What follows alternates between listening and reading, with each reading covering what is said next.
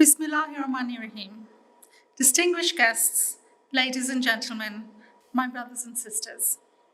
My name is Sakina Karmali Ahmed, and it is my pleasure to welcome you all to this exciting event on Ismaili TV, broadcast from the Ismaili Centre, London. The Ismaili Centre London is one of a number of Ismaili centres around the world that reflect the rich architectural heritage of Islam in contemporary buildings that serve a functional purpose. This particular centre in London was opened in 1985 by His Highness the Aga Khan, Imam of the Shia Ismaili Muslims and then Prime Minister of the United Kingdom, the late Baroness Margaret Thatcher. The Ismaili centres are places of congregational prayer for Ismaili Muslims, as well as serving as places for dialogue and learning. The Ismaili Centre London regularly hosts a wide variety of events and cultural programmes that bring together people from different communities with a view to promoting thought, knowledge and awareness about a wide range of subjects relevant to a thriving civil society. His Highness the Aga Khan is spiritual leader and the 49th hereditary Imam of the Shia Ismaili Muslims, in direct linear descent from the Prophet Muhammad, may peace be upon him. His Highness is also the founding chairman of the Aga Khan Development Network, which is made up of agencies that are private, international, non-denominational development organizations. These agencies work in synergy to improve the welfare and prospects of people living in the developing world, particularly across Asia and Africa. Ismailis have enjoyed a well-established presence in the UK for many decades, particularly since the 1970s. The community in the UK and Europe represents a diverse cultural heritage, predominantly from East Africa and the Indian subcontinent, and increasingly from Central Asia, Iran, and the Middle East. Tonight's event will be a conversation between short story writer Dr. Mohamed Keshavjee, a lawyer and mediator, and East African Swahili playwright Dr. Farouk Topan, a lecturer and researcher. Both of them are from East Africa and lived there during the 1960s. Over the course of their conversation, they will capture, through popular fiction and anecdotes, the existential realities of the South Asian community in Africa during the 20th century. Our principal narrator, Dr. Mohamed Keshavjee, is an international cross-cultural specialist in mediation with law degrees from Gray's in London, Queen's University, Canada, and the School of Oriental and African Studies, London University. He has training certificates in mediation from Harvard Law School, Cambridge, Massachusetts, the Berghoff Foundation of Berlin, and the Child Focus of Brussels. A diasporic Indian, Dr. Keshavjee is a keen observer of diasporic dynamics, feeling at home away from home. His book, Diasporic Distractions, a collection of short stories, captures the essence of a diasporic reality, as well as the type of dexterity required by minorities to survive in diasporic settings. In conversation with him will be Dr. Farouk Topan. In a career spanning decades, Dr. Topan has served in various capacities in the Ismaili community and Imamat institutions. As an academic, he has taught at the universities of Dar es Salaam, Nairobi, Riyadh, SOAS at the University of London, and currently the Aga Khan University's Institute for the Study of Muslim Civilizations here in London, where we were colleagues. It is now my pleasure to invite Dr. Keshavjee and Dr. Topan to begin their conversation. Thank you, Sakina. And Mohamed, may I say it's a pleasure to be in conversation with you. Thank you, Farouk. Same here. Thank you. Now, the title of this conversation is Winds of Change. And the word winds of change, or the phrase winds of change, derives from Harold Macmillan's speech, who was then Prime Minister, in Cape Town, 1970, February, And in that speech, Macmillan was looking at, if you like, the canvas of Africa and the events that were taking place. Ghana had been independent in 1957, and what was to come. And in that speech, he highlighted two aspects, so to speak. One is that decolonization of African countries, which, of course, from his point of view, he felt would be smooth. The second point was that he felt that these countries, at that time, if you remember, there was the Cold War going on. You had the Eastern Bloc, and you held the Commonwealth of Nations and USA and other Western countries. And his anxiety was that perhaps these new nations, one or two, might stray to the other camp.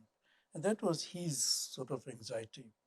Now we saw when independence came in Kenya and then Tanzania and other East African countries, you had both these playing out in a way.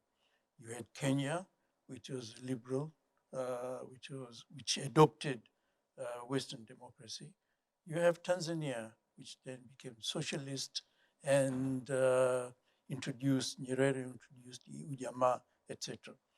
But when I read your book, what I found interesting is that this becomes like an umbrella through which you position your stories.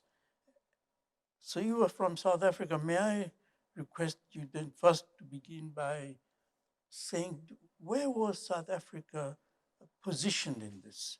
Because your book has stories from South Africa as such. Thank you, Farouk. I think you've encapsulated it so well. Harold Macmillan gave the speech in Cape Town. I think it was on the 3rd of February 1960. Right. And interestingly enough, he was supposed to have spoken on this in Ghana. I think the first time he spoke on it was in Accra, but he didn't seem to have such a great take, as it were. I think the interesting dimension that you mentioned within the context of which I have situated these stories is one more dimension, and that was the South African dimension. Right. Because ironically, Macmillan gave the speech in Cape Town trying to tell the apartheid government, hey, there's a wind of change that is blowing out there. Do you guys even know about it? And South Africa took a position of leveraging its own political situation by saying to the British and the Americans and to the world that, look, there is this great struggle between the free world and the world of socialism. And that South Africa represents for them a bastion against Africa going communist completely. Right. So it positioned itself by saying, we are the great upholder of freedom in Africa. So if the West backs South Africa, then even though it's an apartheid regime, they will be protecting Africa from going right into one of these ideological camps where the rest of the Western world didn't want it to go. No. So it positioned itself that way. And funny enough, it got fuel for that last lap of colonialism in the form of apartheid for another 30 years. Right. So that's the background. So that's where some of the South African stories come in. Yes, but when you look at these stories themselves, you find that you are writing about ordinary people who are battling against this system, this very, very drastic system, which categorizes people according to their color. And there is so much. I think you wrote somewhere that apartheid, in the end, it imploded because of the heavy absurdities which it was carrying, as it were. I'm not quoting it perfectly, but you could. And therefore you get this situation where you see the humor in this people, in their reactions, the way that they're going about their business, and the sheer silliness, if I may put it that way, of these categories. And there is one very delightful story about a ghost. And would you like to narrate it? Because I think the ghost here represents a being who transcends these four categories, as it were, and makes mockery of these four categories, as it were. It's the story, ghostly business, Farouk. In South Africa at that time, you had apartheid at its apogee. And there were about 148 laws in the country, which were quite draconian, but very much passed by parliament. They were legal laws. They were lacking in morality and at times even in sense. And this is a situation of ghostly business where this is partly true. There was a white family that were ridden with a ghost in their home. And it was a very intransigent ghost. It wouldn't leave. And finally, the only person who could help them was a Muslim barber who used to also exorcise jinns. Right. And so they got hold of him and they said, look, can you help us? We've got this ghost, and every evening in our home, our teacups rattle, and at night our lights go on and off. And this was before the time of Internet of Things. So there must have been some other intervention. And so they called on him and they said, look, could you come to our home and try and do something? And he took all his paraphernalia along and went to their home and said something, some mantra, and got the ghost out. But he was a charlatan, wasn't he? I wouldn't say he was a charlatan, but he was a man who did a lot of things. You know, the Okay. barbers in South Africa, I don't know about, if you know about the Indian background in South Africa, your barber was a person who gave you a haircut. He was also the official circumciser. Right.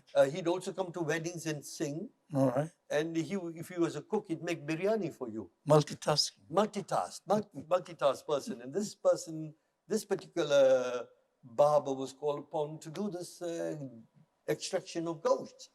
Now, to that point, the story is real. This did happen.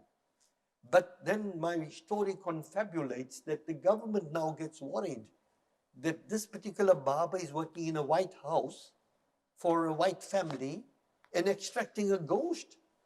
I mean, what gives him the right to evict a ghost from a home? He's taking over the government's powers. Right. And so now the question is that if they're going to prosecute him, they're going to find out that he worked outside the law. Right. The law that says you can't work with white people in the Right. white homes. But secondly, the ghost, I mean, he's evicting a white ghost. Does an Indian, a non-white, have the authority to do what he did? He's usurping the government's authority. So now he carries on working for a while because he becomes very popular. But after a while, they get a little nervous and they say, how do we stop this guy? And so when they stop him, he begins to get a little clever and he tells them, well, look, you know, you are trying to get people categorized and thrown out of particular residential areas. He says, you have the legal authority, but I have a power you guys don't have. What I'll do is I'll bring all those ghosts back. I've got one ghost out of one home, and I'm going to park him somewhere else. But if you guys mess around with me, I'll bring that ghost and put him in a house where you didn't want him. Oh, I see. Right. So right, now right. he's beginning to find ways of wriggling himself out, and they don't know how Yes. to handle him. Right. So right, that right. is the story. Now, at the end of the day, when they're going to get rid of him, he says, you can only get rid of me from where I'm working if you give me an equivalent place somewhere else. So Right. now they're wondering how to placate him. And they give him an alternative place, which he's very happy with. He said, I want to continue my trade. I don't want to be affected in my ability to trade. Yes. And I want yeah. something similar. And so eventually they give him a piece of land. And when he goes and checks up, it's on a graveyard that's been reclassified as a colored graveyard when it has a lot of white bodies in it. Right. So that sort of is a clincher that plays on the Yes. absurdity of a system Indeed. that went legally all the way right, but eventually it's crazy. It gives this guy a prime place in a cemetery, and he's happy in one way. He'll have a job for life because there'll be a lot of ghosts around. Indeed. Indeed. So that's indeed. what I pick out in the story. Yes, to me, I found it very interesting in the sense that the way you have crafted it, that you had then the groups intermingled. You Yes. had the Asian and the European or the white. And then also you bring in these little phrases which are in Afrikaans in this story. And I find that really innovating, so to speak, because then you find that when you look at these little phrases, not only in Afrikaans, but then in other stories, you have these phrases in Gujarati, and you have phrases in Swahili, and etc. Perhaps we'll come to that. Sure, sure. But let's move from Sure. South Africa. Let's go to Nairobi. Now, as Sakina said, we both have lived in Nairobi. I've been there. I lived there in the early 1960s. And of course, it was a place at that time which was experiencing a lot of urbanization. I mean, with independence came the boom, if you like, of city life, cities and city life. And you have people coming from other places. Now, for Nairobi in particular, particularly in terms of your story, there are two groups who have come into Nairobi. You have the expatriates, because at that time there were expatriate companies, etc. And you have this, I think he's from Sweden, right? This man who comes into Nairobi, very principled. And of course, he wanted to uphold his, I was almost going to say righteousness, but his way of looking at things. Sure, sure. Like, okay. And then you also have these boys from the villages or the nearby smaller towns who come in. And of course, there is a subculture created. Yes. And in that subculture, you have its own rules and regulations. Absolutely. And then this subculture then affects people who are working, ordinary people, as it were. And there's a delightful story, I think you call it Friday Night Blues. That's it, yes. Yeah, where you have this Swedish gentleman who wants to go to cinema, and he wants to get his car sort of parked. He sees a spot where he wants to park his car, but then this little boy comes out and waves him into that very spot where he was going to park his car anyway. Yes. Okay, he gets out, and the little boy said, some money, of course. Yes. And this gentleman says, no, I should pay. So now, what were you portraying there? You know, Farouk, the 60s, 63, 64, 65, you're right, there was a urban influx. Yes. Because everybody said independence, we go to the city, and I think there was an expectation that independence meant you're going to get a job, you're going to have a lot of money, you're going to get a car. So there was a crisis of expectation. Yes. And certainly also, as more people came to the city with the influx controls having been loosened up, there were going to be jobs in the city. Now, there's a very high rate of unemployment because it was a subsistence agricultural economy. Mm-hmm. Now, when these little boys came into the city, they made their money by looking after your car. When they showed you the parking meter, parking bay, they were trying to tell you that, look, I've showed you where to park your car. You can go in the cinema, enjoy yourself. And when you come out, there'll be no problem. Now, they normally wanted just about 2 shillings. They would say, hi, boss, lovely car, boss. What about the mem sahib? Has she not come? Are you going alone to the cinema? Don't worry, boss, we'll look after your car. Now, this self-righteous Swedish guy thought, well, why should I worry about it? There's a rule of law here. Why should anybody touch my car? So while he goes in the cinema, these guys take his hubcaps out. Right. Right? So next day, when he comes out, his hubcaps are missing. Now, instead of paying him 2 shillings, they will now have to go and look for their hubcaps, because there's another market in Nairobi called Grogan Road, where all these hubcaps end up in that road. And the next day he could go there and buy his same hubcaps back. Yes. And that would now cost him 20 shillings. So he's now Right. out of pocket by 18 shillings. Right. All right? Mm. For not giving the 2 shillings. Now, what happened over a period of time, people became very clever. Because every time they went to the police and said, our hubcaps are stolen, the police will say, well, look, we are dealing with other bigger crimes. So sort yourself out.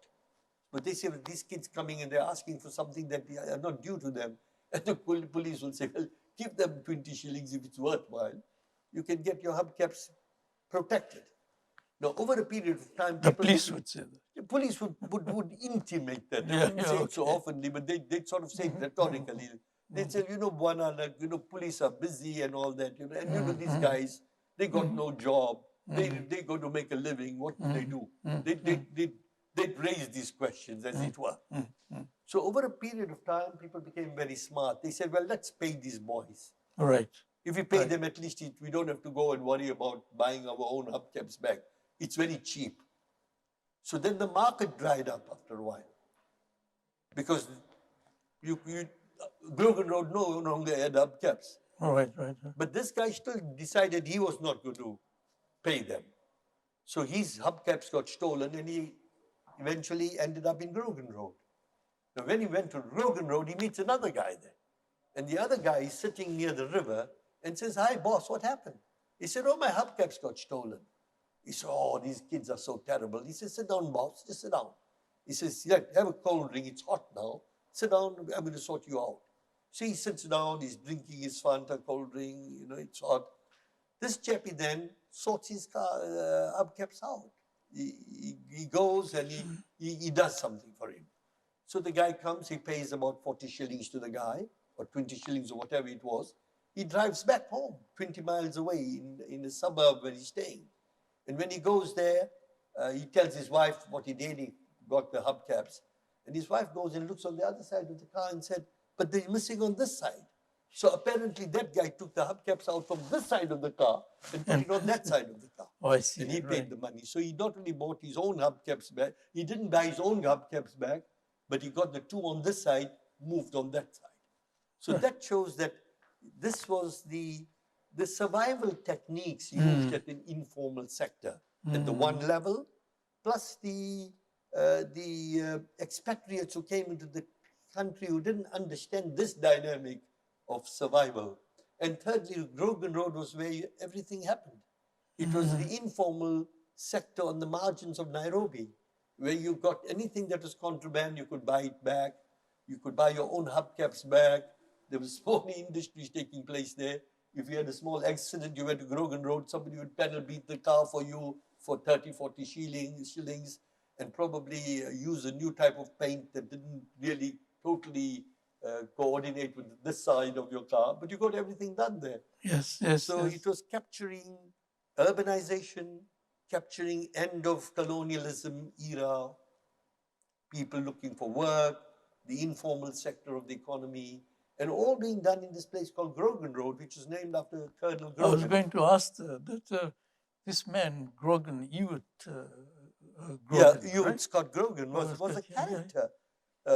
Colonel Grogan was a man who told his future father-in-law thought he was not worth his daughter's hand. So Grogan proved to him that he was a great man, and he's reputed to have walked from Cape to Cairo. He went all the way. Yes, And he was also, I think, at the turn of the century, killed somebody. And under the British law, he was charged for just common assault and came out of prison in 2 months. Talking about Black Lives Matter, I mean, that really is a question about the turn of the century. Right. Now, Colonel Grogan was a character. He was a colonial character who would come into the city on a zebra, and he'd beat people up, and all sorts of things that they did in the Imperial Raj days. But he was a character after whom this road was named, appropriately probably. Yes. Today, I believe it's called Kijabe Road. So if you go to Nairobi, you'll probably still be able to buy your hubcaps back. Yes. But it wouldn't be in Grogan Road anymore. It will be in Kijabe Road. Right. Yeah, I think he died in 67. Was that? Yes, must have been quite It would have been very interesting to have known his thoughts later, because Kenya became independent, of course, in 63. Yes. So it would have been good to 3-4 years after that. To have known what he thought of, especially the name Grogan Road, which was then changed to Kijabe Road. Keshavjee Road. Now, one of the outcomes of independence was that these new nations, they brought about their own restructuring, if you like. They brought new regulations, new ways of people, let's say, relating to commercial aspects or relating to industries, etc. And of course, this was done from the point of view of national interest, so that they would, in those days, there was the policy of, if you like, Africanization. Yeah, If you remember. absolutely. Yeah. Yes, so of getting this sort of into the system. And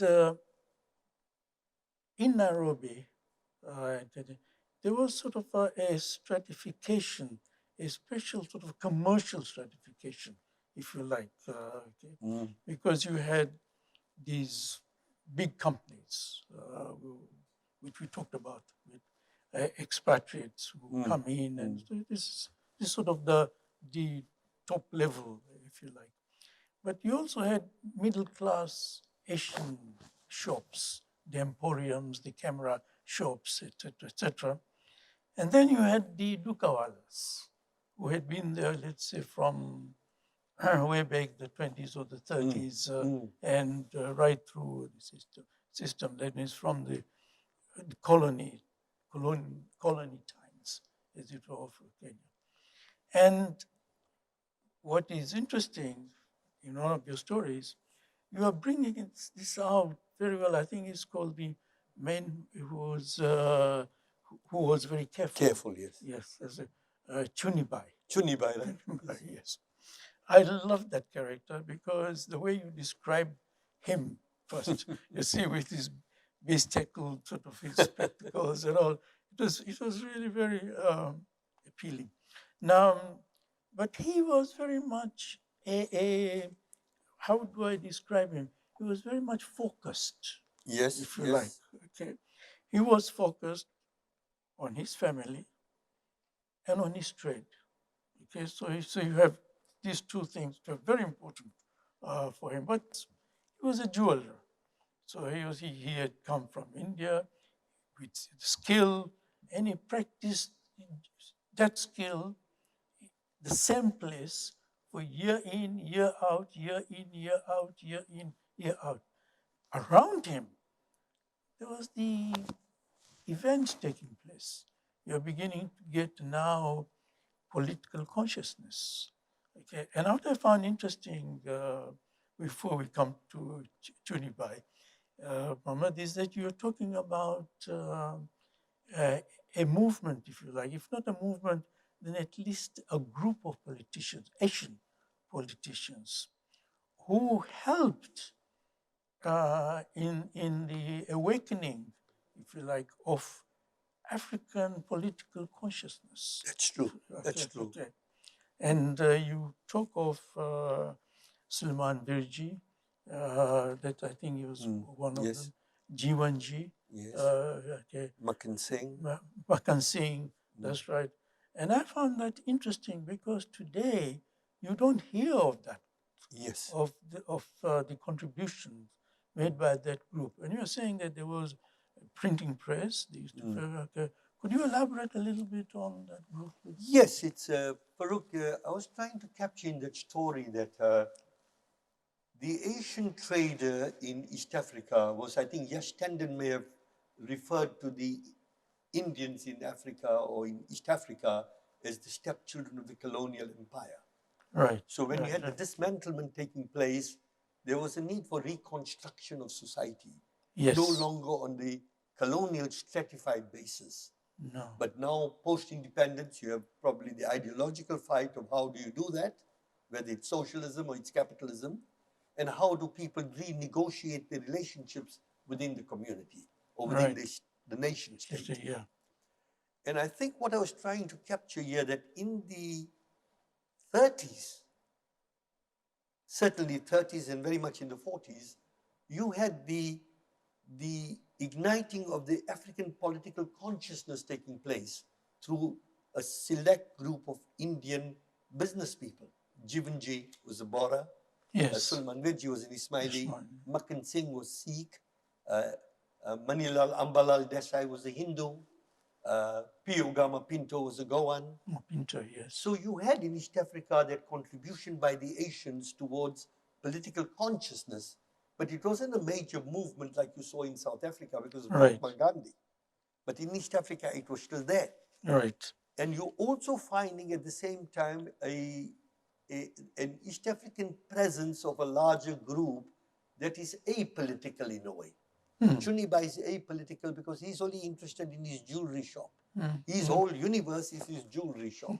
He's heard about these things happening, but he's more interested about those Indians who are going to, Asians who are going to come to him and talk about what type of dagino they want, what type of jewelry they want. Yes, yes. And normally it will be melting grandmother's jewelry, bangles into making new modern bangles, and all those type of things. So Chunibai is quite comfortable in his trade, and up to 1950s, he's quite secure. There's no problem. And even at the type of independence, he doesn't know whether he's going to be in India or in England or in Africa. And the normal story was the Indians have their tan, man, and dhan in three different parts of the world. Their mind is in one country, their wealth is in another country, and their life is in a third country, or their business is in a third country. So Chunibai is, what I wanted to bring out there is the fact that there was an Indian contribution beyond the Dukawala trade. Right, right. Then there was the Indian problem at the Dukawala level. Yes. And then the third element is that the commodification of citizenship was at one time, it was going to be very much on the constitutional lines, but then it goes a little bit off the constitutional lines when ideology kicks in. And so then citizenship is not easily obtainable. And so to get your citizenship, then you have to make sure that your file moves from one level to another, depending on how much money you give out. Yes. So you find that dimension coming in. Yes. And Chunibai is caught in that whole process. Indeed. And when Chunibai, the whole question is that Chunibai has a friend, I think Damodar Bai, who tells him that, look, if you have the right context, you're going to get your papers. Yes. Now Chunibai's group, as it were, I think they were caught up, if I may say that, in this change. Yes, in the transition. In the transition, and they had to negotiate with that transition. Yes. Now, from Chunibai's point of view, there were two things which were important to him. The trade license, so that he could operate every year. Yes. And then when it became becoming obvious that, look, he is not a Kenyan citizen. He is a citizen of another, well, he was British. Yes. Now, should he now have citizenship? Because then he would lock in that guarantee that he could continue trading as a citizen of the country. And that's where then he begins to think about his citizenship, as you said, and how his file now could progress. Absolutely.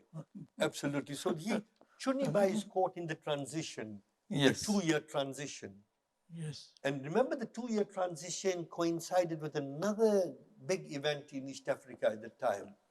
You know, before independence, you had the Congo crisis, 1960. Yes. And that sort of brings the ideological dimension as well into the whole equation in East Africa. Because remember, you had Lumumba, you had Kasavubu and all that. That was in the 1960s, June 1960. And then you have the second Congo crisis in 64, when you had the East African mutinies. So between 63 and 65, there's a 2-year moratorium period within which minorities could apply for citizenship, many of whom didn't at that time. So he's just outside that moratorium. Now things are working out well in East Africa for people to say, well, look, we can remain here and make money in Kenya anyway. And so the situation arises now, how do you move your file forward? At which time the government froze those files. They said, we won't give anybody any citizenship. We'll wait now. We've got a big process ahead. I myself was caught in that process. I wasn't East African. I was from South Africa. But our file also got stuck as a result. Right. So we also couldn't get our citizenship. Oh, I see. Everybody was stuck. Right. So that is the process in which Chunibai is caught up. That he's not going to India, and he can't even come to Britain, because Britain also then devalues his passports. Right. Right? He said, no, you got a D passport. You wait in the line. You come in when we call you. So Chunibai is caught within this major governmental regulations, both in East Africa, in Britain, and perhaps India didn't have governmental regulations, but India probably said that, look, you guys solve it out. You know, you people are African Indians, go sort your own problem out. Britain would say, no, look, your passport is a D passport, you can't come in. And the East African government said, well, look, if you got those passports, go there, you can't remain here. Yes. So Chunibai is caught up in all these probably movements which get played out in its extreme form in the Ugandan expulsion. Indeed. That only comes in 72. That's right. Chunibai is there in the 60s. So now Chunibai has been told that, look, if you can pay at the right level, you're going to get your papers. Yes. And he's a jeweler. So he produces this beautiful jewelry to take to this politician, hoping that the politician will buy some jewelry and also giving me his papers. Yeah. But when Chunibai goes there, and his wife said, let's take 3 sets of jewelry, because his wife may like one of the 3. The wife liked all 3. And so the politician tells his wife, don't worry, you can have all 3. And Chunibai was happy. He thought he had made a major sale, until the politician says, thank you very much for your gift to my wife, at which time Chunibai nearly fell off his chair, that all 3 jewelry is gone.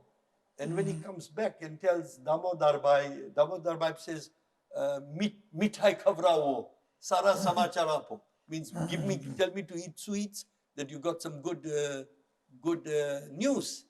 And his friend says, citizen melu, in Gujarati, citizen melu. And he said, kya citizen? Forget citizenship, all the jewelry is gone. Right. So that captures the whole essence of the existential angst that Chunibai is going through.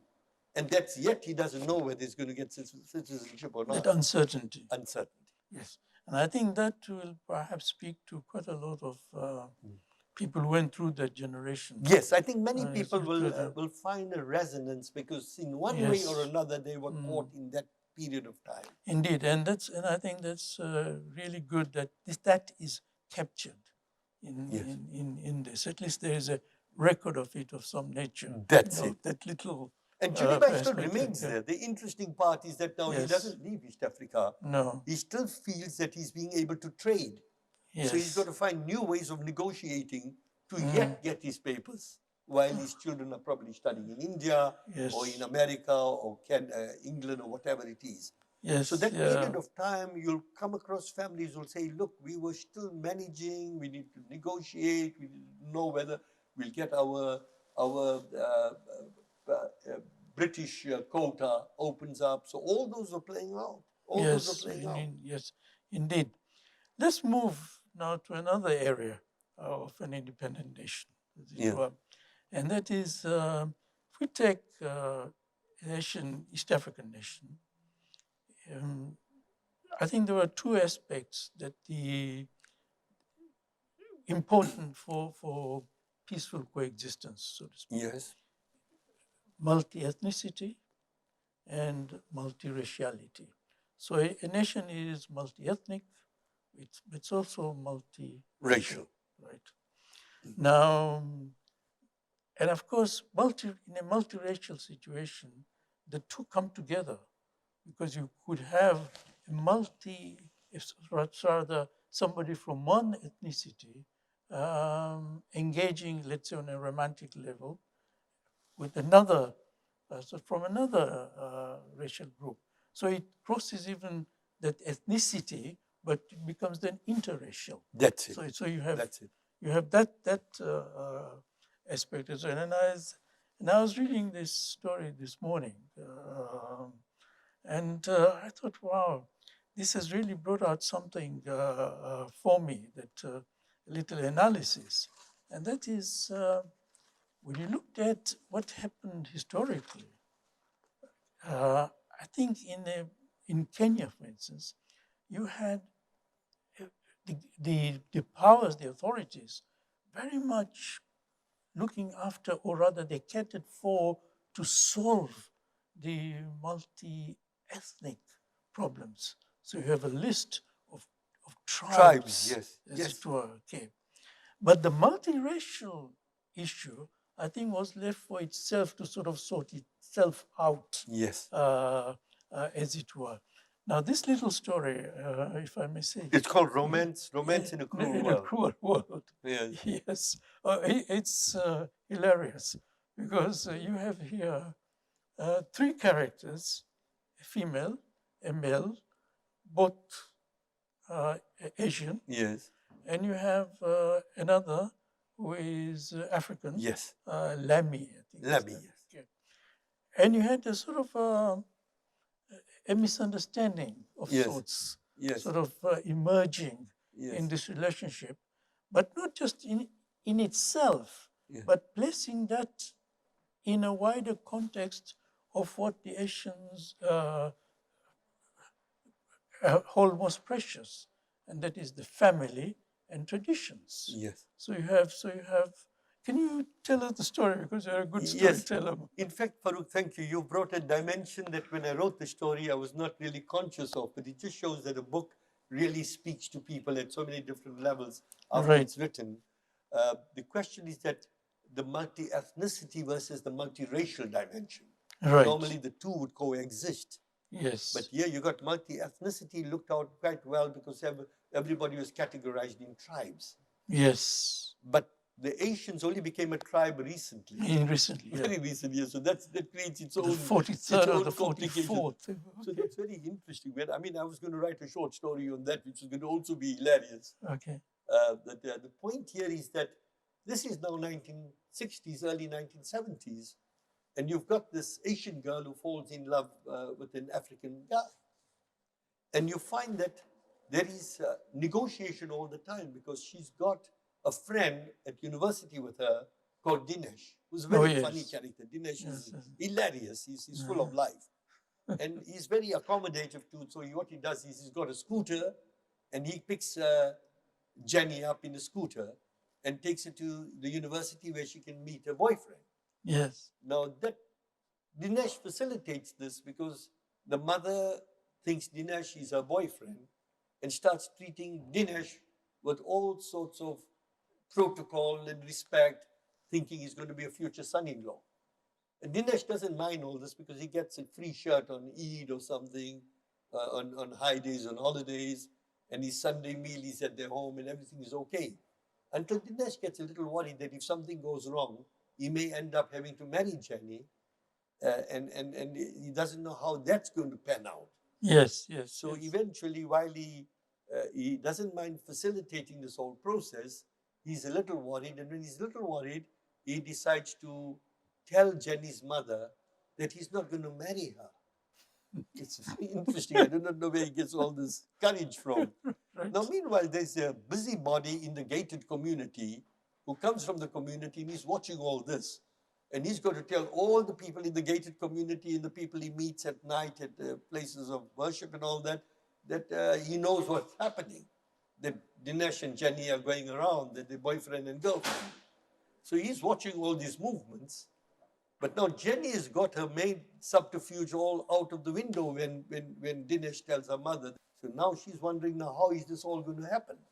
And Lemmy has his own difficulties because he's marrying across the track. Yes. And now this is not only what happens across the racial divide, it could happen in interreligious marriages. Yes. It could happen between a Hindu and a Muslim marriage. Right. It could also happen if somebody that's not from your same caste or somebody from your same class. And so the whole notion of marrying across divides is a very complex issue. It's not an easy issue. And there's negotiation taking place all the time. And so how does Jenny deal with this once her umbrella is gone?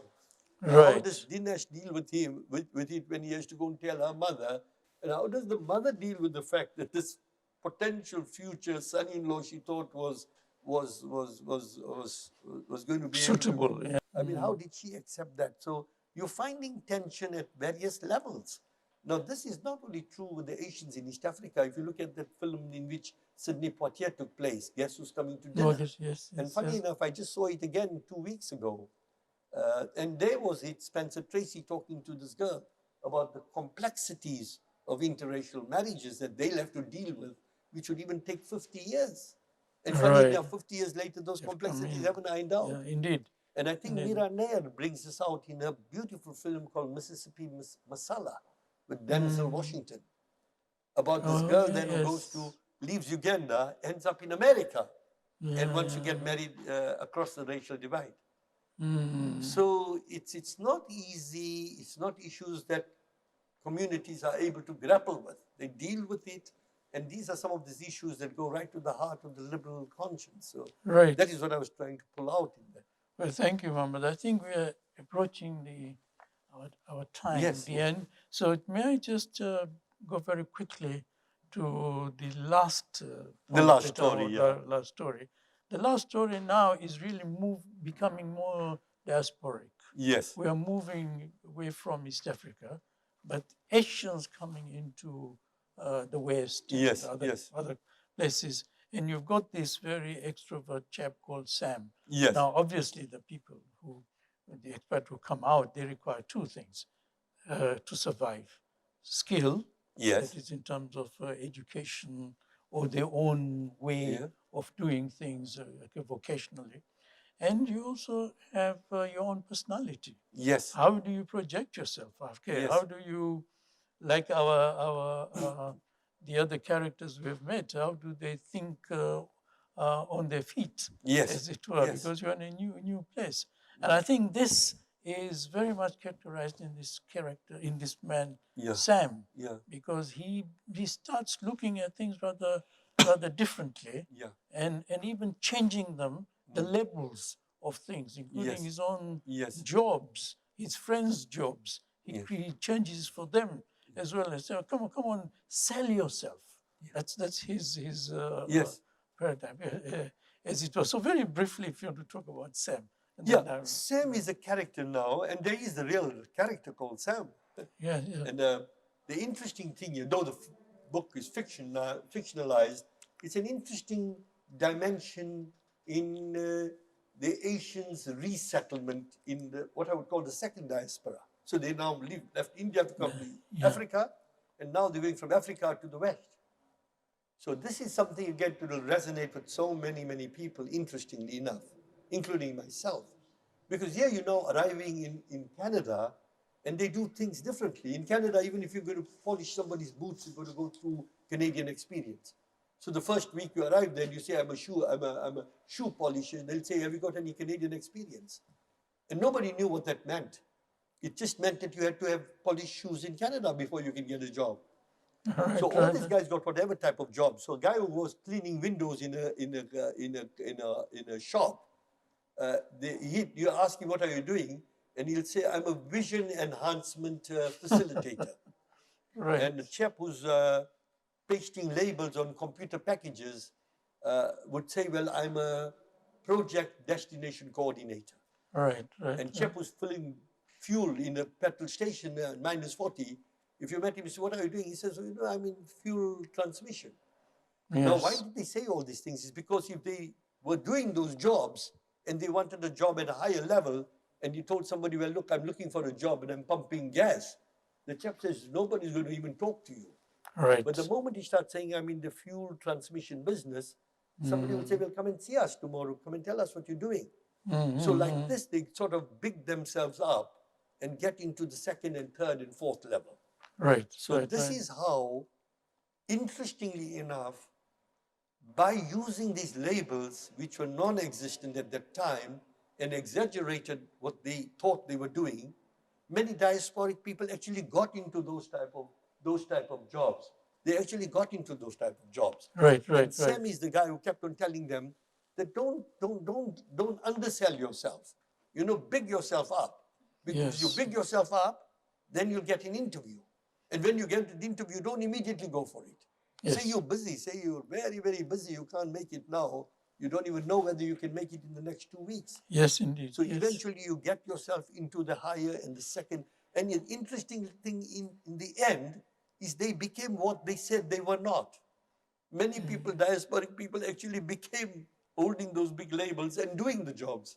Right, And right, that's what right. Sam stands for. That's what the story stands for. I think in that there is also foresight, there is vision, and I think we need to wrap it up. So there are, Mohammed, I just want to say two things before I hand it over to Sakina, and that is one is that this book is really, as I said earlier, a record of a process that had gone on in East Africa for Asians historically, and it's good. It is recorded fictionally, but there's a lot of truth in that. And I think that's, secondly, it is good to know now that the Asian chapter is being written of East Africa. We have 4 sources for this. One, now you're beginning to get people who had gone from East Africa to other places who are now writing their memoirs. Sure. Okay, and I think that's so useful. Secondly, you have the younger generation who are curious about where their forefathers come from, or fathers come from in this sense.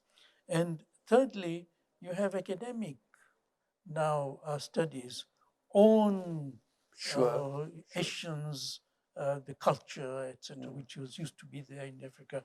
And finally, you have this, which is your book, where now fiction is actually telling the story of what happened. So may I end with this cover?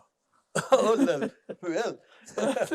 I think this is a wonderful cover because it has movement in it, with the matatu and the scooter.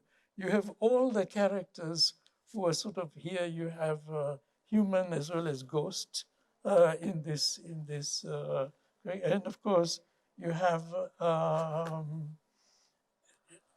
the multicultural and the multi-ethnic also in here. So I think this is where I will end. Thank you so much. Thank And you I very just wanted much. to mention, thank you, Farouk. They say don't judge a book by its cover. But when this book was being published, I sat with the cover designer. One was an Asian, Al-Nur Nathani, and the other one was a Chinese woman called Yuan Zhuang. Right. And she said, what do you mean by a matatu? And I explained to her what a matatu was. She said, but where does the word come from? And then she said, why is one wheel missing? She saw the picture and she said, but how can one wheel be missing? Won't people die in a matatu? So eventually I said, no, it's crazy. That's how the matatu bus operates. They have accidents, they kill people on the way, but everybody jumps on the thing. They bring in a goat and they bring in a chicken and you'll be sitting there. And I think Shiva Naipal covers this beautifully in his North of South. He describes a beautiful matatu. And I thought that it's ambulatory. It's work in progress. People's life stories are all on a matatu. They're moving and they go to tell it to each other as they go on their rides, as they go on their scooters, as they go on their buses. Indeed. So I think you're quite right that the cover does capture what I think the stories are all about. Well, thank you very much. Thank you, Farouk. Thank you, Sakina. Dr. Keshavjee, Dr. Topan, thank you for an entertaining, humorous, and eye-opening conversation. These stories are heartwarming and certainly very meaningful to those amongst us whose families have come from Africa and who lived through difficult and uncertain times. In fact, as a writer myself of a historical fiction novel entitled A House by the Sea, about the Asian community in East Africa, I can attest firsthand to the realities of carrying multiple identities, not just as Asians in Africa, but also as newly emerging cosmopolitan communities. We look forward to welcoming you both again to the Ismaili Centre, London, in the not-too-distant future. I'm sure everyone would love to read Dr. Keshavjee's book entitled Diasporic Distractions, New Places in New Places, which is available from Silverfish Books in Malaysia. Today's event would not be possible without our wonderful volunteers, who are exemplars of our shared community values. We would like to express our heartfelt thanks to all of them. Finally, thank you to our global audience for joining us. We look forward to welcoming you again to another Ismaili Centre event in the near future.